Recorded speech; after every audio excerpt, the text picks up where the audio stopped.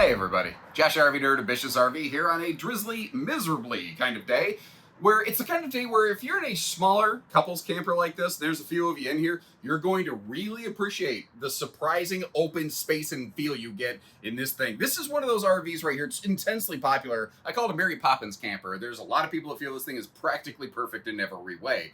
And what it's doing here is that it's not too long. It's tandem axles. It's on a torsion suspension package, which all adds up to being very comfortably half-ton towable in almost any circumstance and situation. Partner that up with Goodyear tires and TPMS, and you've got a lot of road-worthy ease and comfort. And speaking of road use, when the slide's closed on this, you can easily navigate back and forth through the RV. You can get to all of the kitchen, the bathroom. You can get up to that true queen bed up front, and do some travel stop stuff without ever popping the slide open, which is really, really handy. Now, they are running all aluminum skeleton work on your Rockwood family of things. We have plywood floor decking. Other than that, it's laminated structure. Your walls are all all composite, by the way. They don't use wood panels in the walls whatsoever. And Rockwood does those things that everybody else does, and then plus one more. Like they do the bigger XL bathroom vent fans. A couple brands do that though.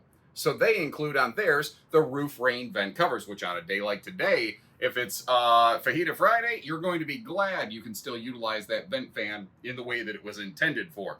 This RV, though, it does have a couple hitches in its giddy up. This layout's been around for a long time, before a lot of people really, really, really liked rectangular showers. So it has kind of grandfathered into a radius shower corner kind of club here. And some people don't care about this. Some people are like, that's fine, I don't care. That's why I do all these different videos. Every RV has positives, every RV has negatives.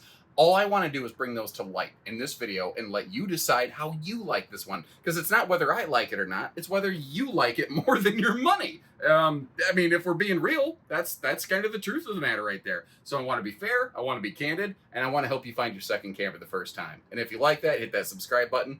Let's go. First thing I want to mention is the general lighter color palette in here. When you're in the bigger Rockwoods, like the Ultra and Signature series, they actually have a secondary decor option you can choose. It's a darker total color palette. But in your minis and your roos and your geos, this is what they look like. And there's no real optional swaptional kind of stuff going on there. Now, basically every window except for the front windshield, which is technically not a window, but you get the idea, and the window in the entry door, they all open for airflow, so you can get a lot of breeze rolling around in this sucker. That's also one of the reasons when we get to the bathroom, you'll notice they use what I call the peekaboo I smell you bathroom door. Well, Rockwood uses frameless windows, which on a rainy day like this will still allow... Holy crap, the air conditioner just kicked on. Apparently, I bumped the thermostat. I don't know when I did that, but all right, we're hooked up to full power. We're gonna pivot. We're gonna shift on this. I was standing directly under the air conditioner when that thing kicked on. So while I was talking, you heard a clear before and after. And I'm going to shut up now and place the camera directly under this thing, actually above my head, really close to it. Here's the volume it's giving off. Not terrible. Not terrible at all. Now, the ductwork is closed up so that it is centralized, or the dump rather. If you want to just drop all the air right here, you can. But you might notice how it gets a little bit louder when you do that. It's just kind of one of those things. Now, they do a double ducted air system. Double duct. It can turn, each vent can turn and close individually, which is actually kind of nice here.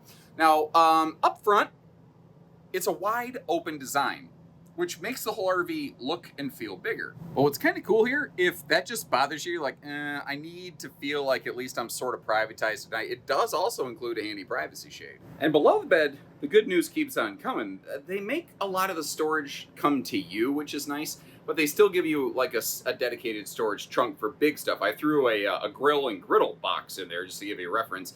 You may notice the bed's easy to lift, and anything they build in-house at Rockwood actually has a welded aluminum cage, which is cool. And I think I mentioned when the video began, this is a 60 by 80 true queen, but if you notice, where there's things outside, like the big front drop frame pass-through, where the maybe like the water heater is located under those carpeted hutches, it's not totally walk around. It's not the worst I've ever seen, but it's not completely walk around. Your side stands are slightly asymmetrical. The one on the left has some plugs for you, and the one on the right, that has a handy little plywood drawer, but you do have inverter well, powered outlets on the headboard, not even inverter prepped, because all of your Rockwood trailers and fifth wheels have at least an 1800 watt factory standard inverter on them, which is pretty darn nice. Now, this is something that they reinstituted after taking it away, and customers went, "That sucks, knock it off." The cabinet doors can levitate, like David Blaine, basically, which is kind of nice. Now, your hanging storage in this is minimal, but it's not a giant RV. I mean, it seems maybe you could argue reasonable for its size. The TV is a smart TV. It's on a double jointed swing arm, so it can pivot around. The thing is, it's mounted up fairly high, like a lot of televisions are in a lot of RVs, and this RV doesn't have the best campsite window coverage. And it's definitely, people have said the TV position is not their favorite. This floor plan was made way before RVs commonly included televisions. So straight across from it's actually the kitchen. Now, to be fair, you can see that on the bottom left, you've got the electric space heat and fireplace, and dead in front of us, we have a larger oven that comes factory standard from Rockwood and Flagstaff on these. And that is all solid surface kitchen countertop stuff. But this is not a television first kind of floor plan. They make those. This just doesn't happen to necessarily be one of them. You might notice too, they're a little more crafty about outlet placement. Like, they don't bury their power outlets under overhead cabinets. They'll find interesting little ways to put them around a bunch of different areas. Now, again, the campsite window coverage isn't amazing, but I've yet to see any builder of this layout who really does do an amazing job of that. If there's one that you think does better than someone else, leave me a little note. I'll add it to my little nerdy hit list, and I'll try to see if I can get a hold of that sucker. Down here below the entertainment center, notice how they don't go with a big peninsula countertop, which does mean that it limits the countertop space, but it is also the reason this RV remains very accessible with the slide closed. Speaking of countertops, you do have a countertop extension there. It's not massive, but it is right next to the stove, so that might be a place where you could, keep a couple hot pads, or, if you're stirring something around. All plywood drawer construction on this, by the way. And if I get these triple drawers out of the way, I love how they, even though it's just simple, just a simple little plastic utensil organizer, Rockwood just includes this stuff. The stuff that a lot of other brands do not. They just have it right from the factory, Hold up the show. Why do their stickers, I get that they're made in Millersburg, Indiana, but they all have this like picture of Indiana on them. Like, everybody wants to know. I think we get it. I think we get it. Anyway, pop-up power tower there. Big farm sink, stainless farm sink. And your cabinetry is all hidden hinges with magnetic holdbacks. Something that I think is actually really cool is over here in this corner. This is either a pantry or these are removable shelves. So if you want to turn this into like a coat closet or some expanded hanging storage, you have the ability to do that. Now, this is a bi-directional refrigerator door as well. And this is one of the very few floor plans where I think that's even useful at all, because you could walk in the door, grab a drink from the fridge, close the door, it feels organic. You could be inside the RV and open the fridge like I've done, grab something, close the door, feels organic. Now, here's one of the other cool things. Remember how I said you could turn the pantry into a coat closet? Well, where do you keep your crap then? Well, good news, you got a black tank on the RV, but if you're curious about where you keep your groceries, you've got a nice dedicated pantry over here. You might notice the bottom of this is paneled off. That's because that's an access point to, I don't know, water pump, something like that is over there. Now, they've tried to offer different dining solutions on this floor plan over the years. And I think this is probably one of the best they've had, because instead of some sort of floating table that you could knock and bump over, which I'm okay with floating tables, TV trays are also something I think are very underrated. They literally installed on the slide walls a couple lagoon mounts so that you and or your partner can have totally separate table situation stations going on. And if you recline, the tables don't move, so you don't accidentally end up spilling your stuff. Now, these are manual ripcord recliners. They do have cup holders in the armrest, although the lagoon mounts can't cover those, so keep that in mind. You also have a wireless phone charge pad down here in the middle, as well as a baked bean bucket down inside of that, which is the most obvious use of it that I could think of. I don't know, maybe you've got an alternative. It's also a fixed hard armrest. Now, here's the thing. It's a 3-piece sofa. If you want more of a love seat, you can actually jostle the three pieces around. You could get rid of the middle section. You could put the middle section over off to the side. You could option just to hide a bed or something else if you wanted to. But you've got a couple different options and solutions there. And once again, any of their flip-up overhead cabinetry is finally back to being easy access. And a couple years ago, blackout roller shades became standard. That's actually a funny thing that Rockwood's been doing the past few years. They had all these options that were nice, so people wanted them. Like a larger 15,000 BTU air conditioner, standard. The lighter decor, the lighter exterior color palette. All of those things were optional items. So Rockwood just said, fine, we'll just make them standard. Here's the cool thing. When a manufacturer standardizes stuff like that, it actually reduces the overall cost by reducing the number of SKUs and labor and oversight and all kinds of things. Ooh, I left that linen door halfway open. Apologies. Take a look at the right side of the screen. Porcelain foot flush stool. The bathroom, though, might be the break point for some people on this floor plan. It's tight. Now, it used to have more room in here. When this floor plan was first created, it wasn't as tight in here. But when this floor plan was first created, it didn't have this dedicated linen storage cabinet. And it had a smaller shower footprint that was just a shower curtain only. It didn't have a glass enclosed radius shower. But these are things that people said they wanted. The downside is, as a result, it made the space inside of here a little bit tighter. Now, if I stand in the shower over on the left side of the screen, you can see I've got headroom, but depending on where and how you stand, elbow room can be a trick. Now, what's cool is I don't have to open the shower door here. Open the pod bay doors, hell.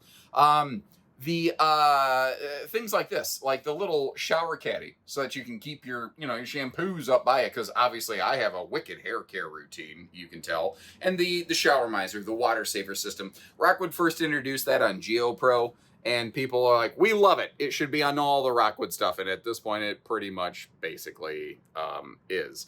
Now, over here, it's not a ton of counter space because, again, it is a small kind of bathroom. Now, there are some other builders who have versions of this floor plan that they've done without a radius shower. This layout doesn't necessarily have to have a radius shower, but Rockwood's version of it always has and will until it stops being popular, and that's the thing.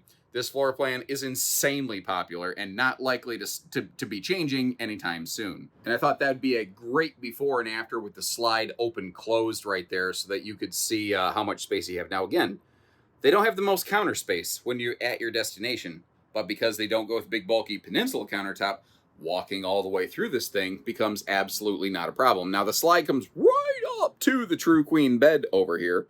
So if you're going to be sleeping in it with the slide closed, you got to kind of climb over the bed. But in that sense, you are kind of using it outside of its intended purpose.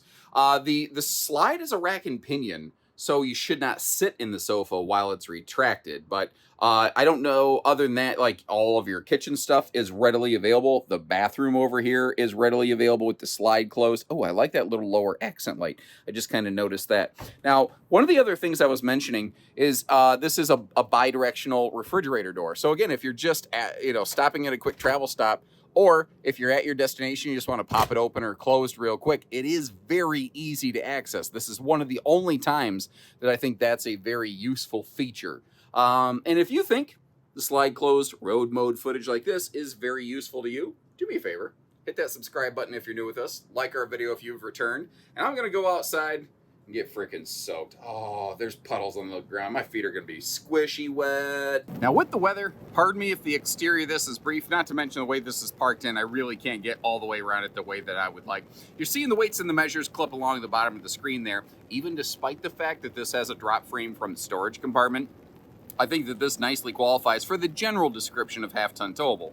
Now, that's not a guarantee. I'm not saying every half-ton always will be able to handle this. It just, for the most part, most half-tons will reasonably handle her here. Power tongue jack, power stabilizer jacks, power awning, everything just kind of push buttons, simple and easy. Notice that they're using 30-pound propane tanks, though. That's kind of an uncommon thing. By the way, your battery disconnect switch, it's located under the propane tanks, which kind of trips a lot of people up. One of the most common perceived problems with a Rockwood is people will sometimes take it home, and shortly after they do, we get a call like, hey, nothing's working. You guys said this was a good camper. And we're like, okay, is the disconnect turned on? They go, what? And then you tell them where it's at. They're like, holy cow, everything's great. But it's in a weird spot. Now, up on the roof, by default, you have 200 watts of factory solar. You can get a second 200 watt panel right from the factory. It's got an 1800 watt inverter. And then you see that green sticker and black plug. What that's telling us is if you want to get a portable solar panel, it's all plug and play, prepped and ready for that. Now, I want to finish this up so I can close that compartment as soon as possible. But again, this is a drop frame front compartment, which offers some really outstanding storage capacity down there. And that's one of the major differences between this and its little brother, the 2109 Rockwood. This is the 2205. 2109 is also a mini Lite, but basically everything is just a little bit smaller. It has the same equipment as much as possible. It's not a lesser trailer, it's just a smaller trailer, which prevents it from having some of these things. The 2109 Rockwood is like a missing link. It fits perfectly in between this one and the 19 FBS Geo Pro. So it's that one that's right in between there. Now, just in front of the tire, you can see a piece of paper hanging down that's telling you that's where your gas grill quick connect is located. We've got Goodyear Endurance radials here. Rockwood was one of the first brands, I think maybe after Jayco, to really start standardize using endurance radials, which has become so common, and I'm not mad about that. The thing here is they were one of the really first brands to really make cool factory standard tire pressure monitoring, and a lot of builders still don't do that. Really don't. Okay, if the outside speaker were eyes and that window was a mouth, it kind of looks like the side of this RV is going.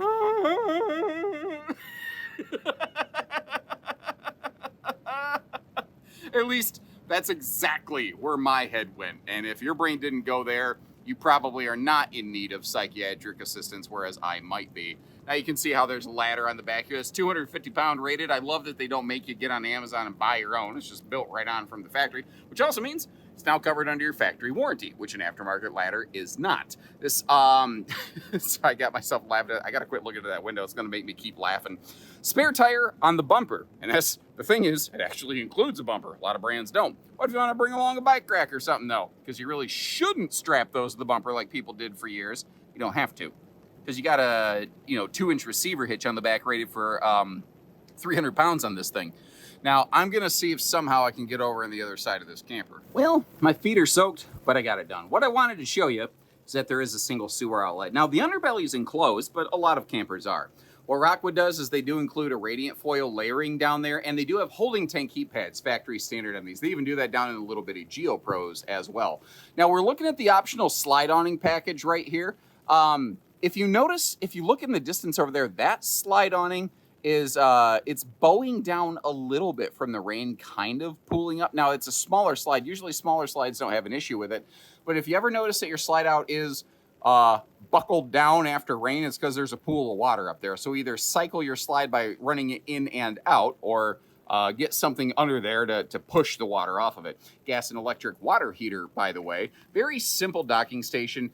In terms of like weather packaging, these are, I would just call them an extended season camper, which is a very generic term that applies to most RVs because very few RVs are actually weather tested. Rockwood doesn't do any special belly heating package. They do have the tank heaters, which is nice, but that's just about it. I also want to get over here to kind of just finish the 360 walk around to this thing. I did have to close the slide to get my way through there, by the way, because of the electrical junction box. And everybody knows, water, walking through puddles, and high electricity are a perfect pairing. I do my own stunts, guys. One of these days, the footage is going to quit, and you're going to know why.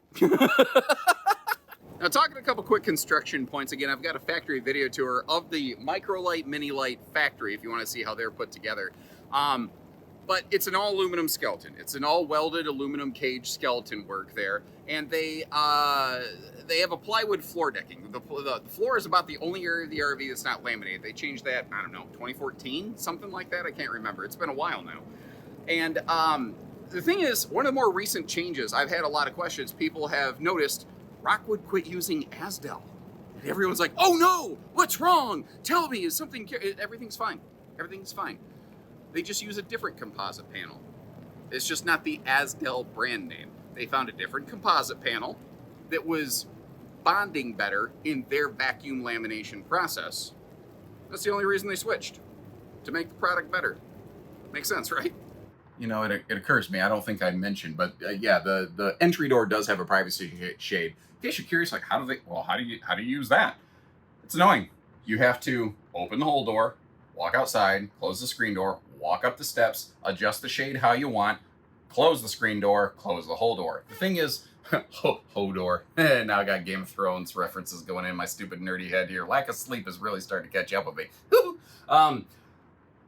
My suspicion is once people get this thing adjusted where they want, they pretty much leave it there. Like, I'd probably leave it about halfway up, down like that myself almost all the time. But that's just me. And again, this video has mostly just been my opinion or sharing common insights that I hear from viewers like you, as PBS would say.